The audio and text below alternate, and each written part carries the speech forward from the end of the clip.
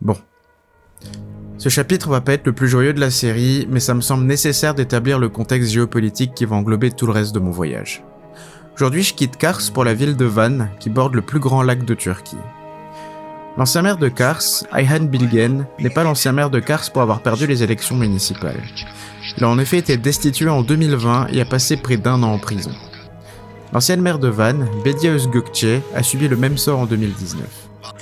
Le maire de la 5e et dernière ville que je vais visiter cette année, Adnan Selçuk Mizrakli, a subi le même sort en 2014. J'imagine que tu te demandes ce qui a valu le même sort à 3 maires de 3 villes espacées chacune de plusieurs centaines de kilomètres. Bien, c'est assez simple. Ils étaient tous membres du HDP, le Parti démocratique des peuples, un parti pro-kurde, dont le traitement par l'AKP, le Parti de la justice et du développement au pouvoir depuis sa création en 2002, est largement considéré comme de la répression politique. Le tribunal de Diyarbakir. C'est ici que les 2 coprésidents du Parti démocratique des peuples ont été placés en détention, avec 3 autres députés du HDP.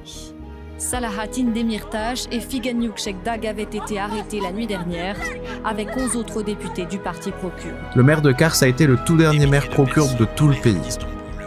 Et tout ça, c'est sans parler des quelques 26 000 sympathisants et militants du HDP qui ont été incarcérés à la suite de purges menées par le président Erdogan.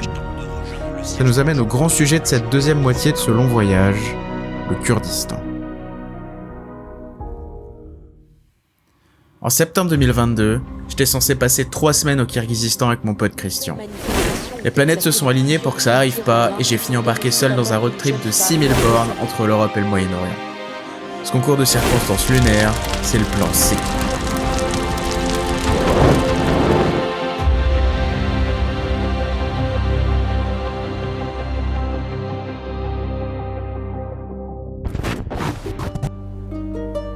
Les Kurdes sont un peuple autochtone du Moyen-Orient qui a lutté pour l'autonomie et la reconnaissance de son identité culturelle et politique depuis le début du XXe siècle.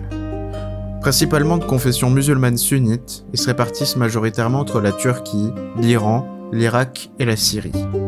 Et ils représentent une population d'entre 30 et 40 millions de personnes. Il s'agit de la plus grande ethnie du monde qui n'a jamais eu le droit de s'autodéterminer et qui n'a par conséquent pas de territoire propre, et pourtant, historiquement, ils auraient dû. En effet, en 1920, après la défaite de l'Empire ottoman contre les Alliés, le traité de Sèvres est signé par le sultan Mehmed VI et les Alliés. Ce traité divisait l'est de l'Empire ottoman entre Turquie, Kurdistan, Arménie et des mandats français et britanniques. Ce découpage, bien que discutable, semble tenir compte à minima de la répartition ethnique de la population. Mais devant la réduction drastique de leur territoire, le mouvement nationaliste dirigé par Atatürk, fondateur de la Turquie actuelle, oppose une très forte résistance à l'application de ce traité.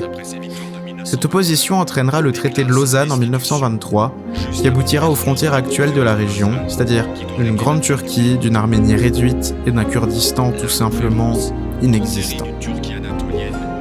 L'application du traité de Lausanne s'est accompagnée d'une épuration ethnique massive qui a consisté en l'exil des Grecs d'Anatolie vers la Grèce et des musulmans de Grèce vers la Turquie.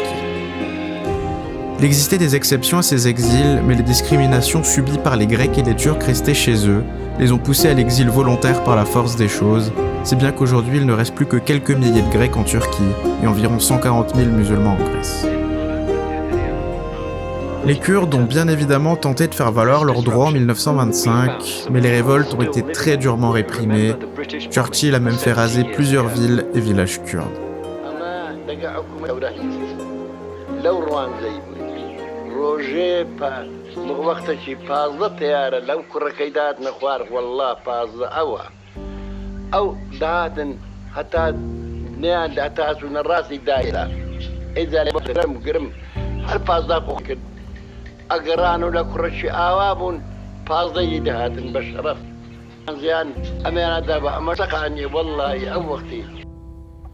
Depuis, en ce qui concerne la Turquie, rien n'a beaucoup changé.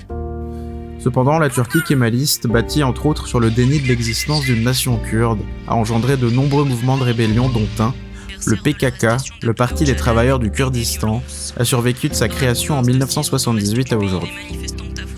Pendant ces premières années, le PKK a mené des actions violentes, voire terroristes à travers ses branches régionales en Syrie, Irak et Iran, mais de manière bien plus intense en Turquie. Celles-ci ont toujours été très sévèrement réprimées, causant la mort de milliers de personnes, et ce, dans les deux camps. Depuis 1999, date à laquelle le fondateur et dirigeant du PKK, Abdullah Öcalan, a été arrêté et incarcéré, les actions du PKK se sont adoucies et tendent, en tout cas plus qu'avant, à la recherche de compromis et de négociations avec l'État turc.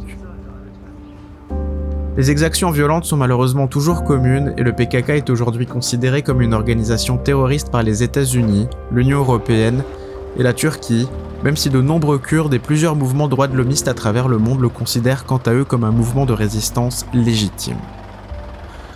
Le gouvernement turc a notamment accusé le PKK d'être derrière les attentats de l'avenue Istiklal du 13 novembre dernier, bien que les intéressés ne le revendiquent pas. Étant donné la polarisation extrême qui existe dans le pays, c'est difficile de savoir qui croire, vu que chacun prêche pour sa paroisse.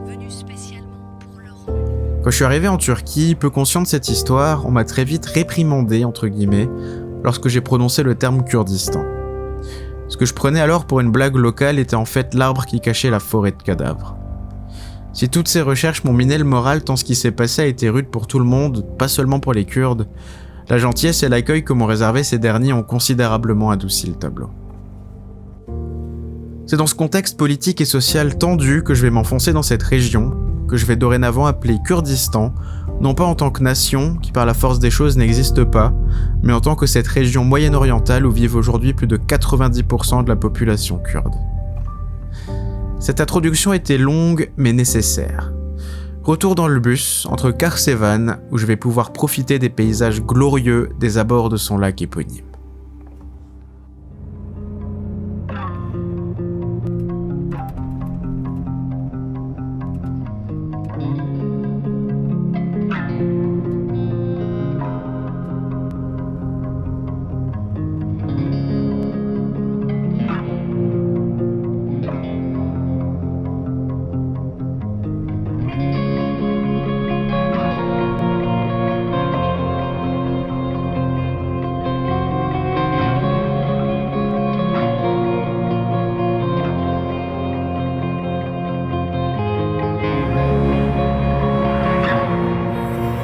Donc je suis bien arrivé à Van, au bord du lac du même nom, plus grand lac de Turquie avec 3755 km² de surface, donc une belle flaque.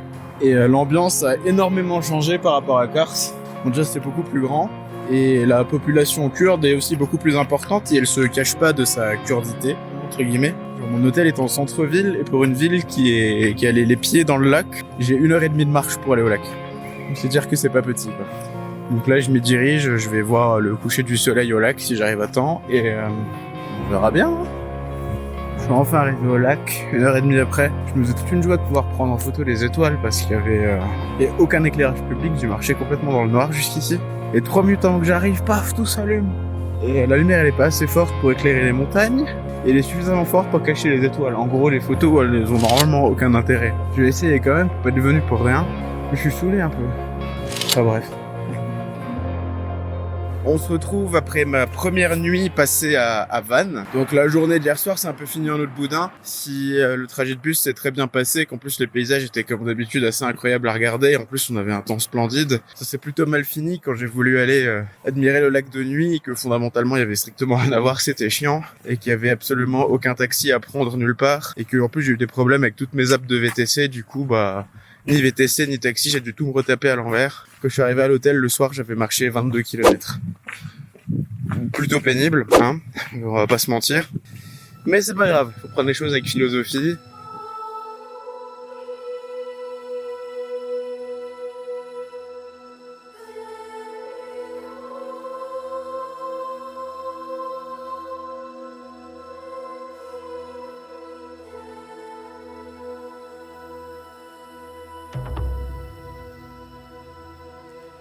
La forteresse de Van est une citadelle antique construite sous le royaume d'Urartu entre le 9e et le 7e siècle avant notre ère.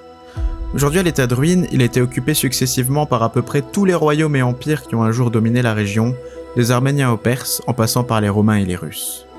Au-delà de ces paysages grandioses, elle est connue pour abriter la seule inscription royale achéménide connue en dehors d'Iran, attribuée à Xerxès le Grand lui-même.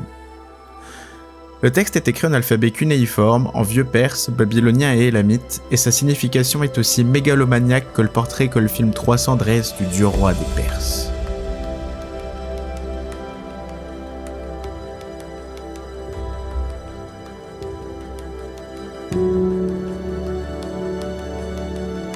Car je suis bon.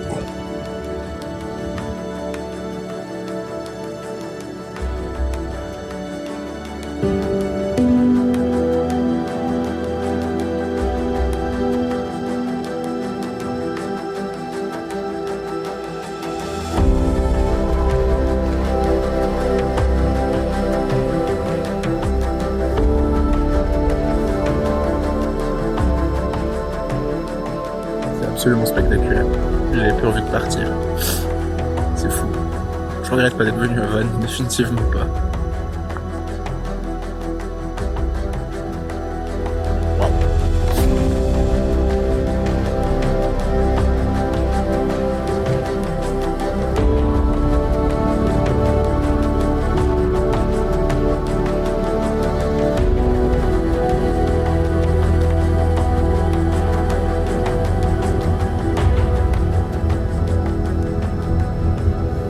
Je pense que le dieu ancien de Xerxès, Ahura Mazda, m'a béni parce que j'ai trouvé un taxi en 5 minutes pour me ramener en centre-ville alors que j'ai croisé quasi personne sur le chemin en y allant.